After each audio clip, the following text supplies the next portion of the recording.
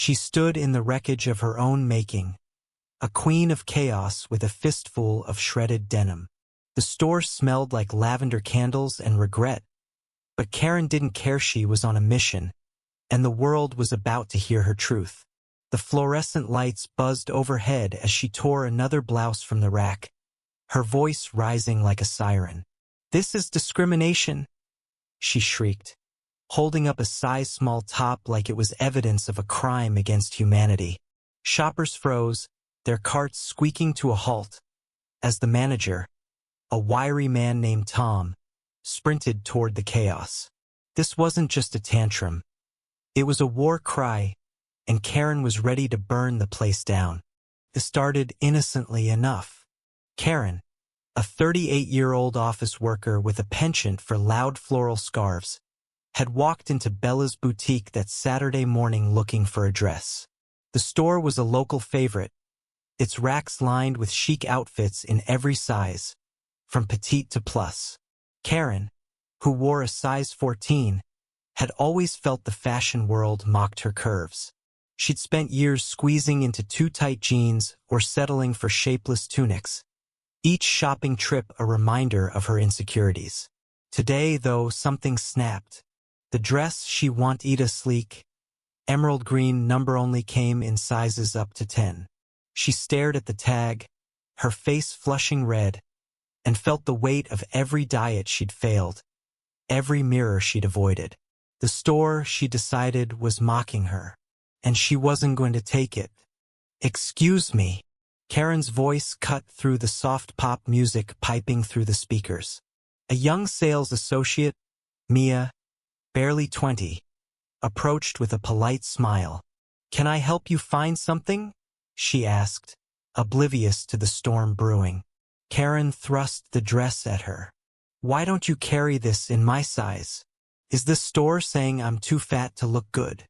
Mia blinked, caught off guard. "Oh no, ma'am, we have plenty of options in all sizes. Let me show you," but Karen wasn't listening. She stormed to the nearest rack, yanking clothes off hangers. "This is all tiny. You're shaming women like me," she shouted, her voice trembling with rage. Mia tried to calm her, but Karen was a runaway train, her hands tearing at seams, buttons popping like gunfire. Tom, the manager, arrived just as a silk blouse hit the floor in tatters. "Ma'am, please, you need to stop," he said, his voice firm but shaking. He was used to difficult customers, but this was something else. Karen's eyes burned with a fury that felt personal, as if the store itself had betrayed her. "Stop," she snapped, spinning to face him. "You're the ones who need to stop. You think you can just exclude people like me? I'm a paying customer." She grabbed a pair of jeans and ripped them apart, the sound of tearing fabric echoing like a slap. Shoppers gasped, some pulling out phones to record, others backing away. Tom's face hardened. "Ma'am, I'm calling security." Karen didn't flinch. She saw the crowd, their judgmental stares, and it fueled her. To her, this wasn't just about a dress. It was about every time she'd felt invisible, every time the world told her she wasn't enough. Her therapist had called it unresolved trauma, but Karen called it justice. She tore through another rack, shouting, "This is what you get for making women feel worthless." A mother pulled her child closer, whispering, "Don't look."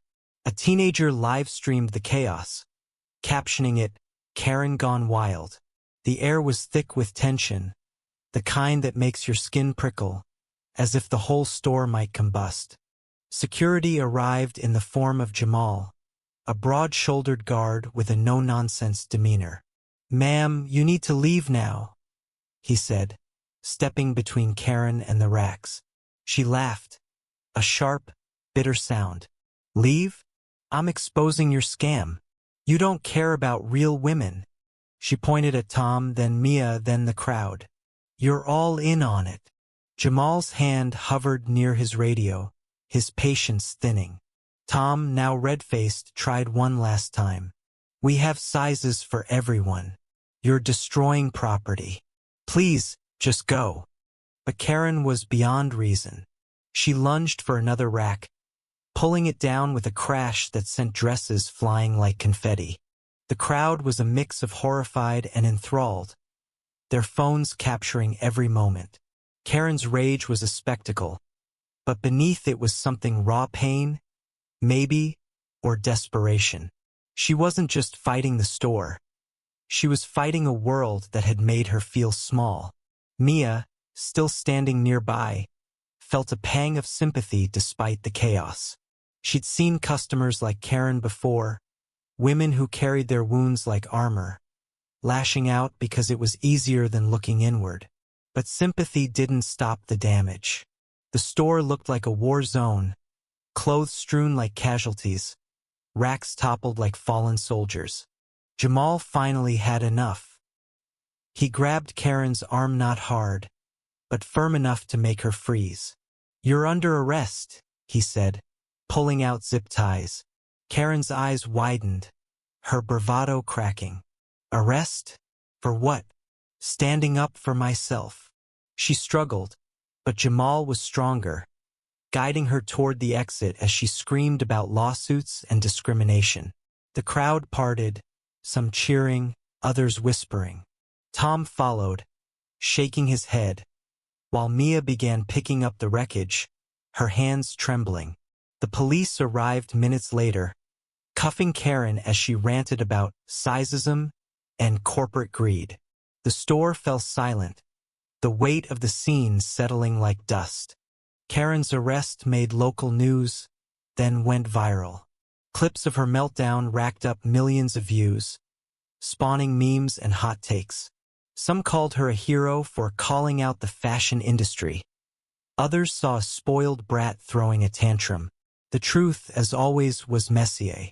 Karen wasn't a villain or a victim. She was a woman who'd let her pain boil over, and the world watched it explode. Bella's boutique issued a statement, emphasizing their inclusive sizing and offering free repairs to affected customers. Tom took a week off, haunted by the look in Karen's eyes, not just anger, but a deep, unspoken hurt. Mia quit soon after, unable to shake the feeling that she'd witnessed something profoundly human and profoundly broken. In the end, Karen faced charges for vandalism and disorderly conduct. Her lawyer argued she'd had a mental health crisis, but the judge wasn't swayed. She was sentenced to community service and a fine she couldn't afford.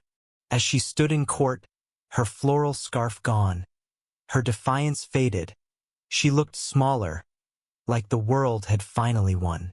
The viral fame faded, replaced by new scandals, new Karens. But for those in the store that day, the memory lingered, a reminder of how thin the line is between rage and despair, between standing up and falling apart. The story of Karen's rampage isn't just about one woman or one store. It's about a society that sells perfection but delivers judgment, where people carry invisible wounds that erupt in messy, public ways. It's about the clash between personal pain and public spaces, where a dress can become a battleground. Was Karen right to demand better from a world that often fails women like her? Or was she wrong to destroy what others built? Share your thoughts. What does justice look like when anger takes over? And who pays the price when the dust settles?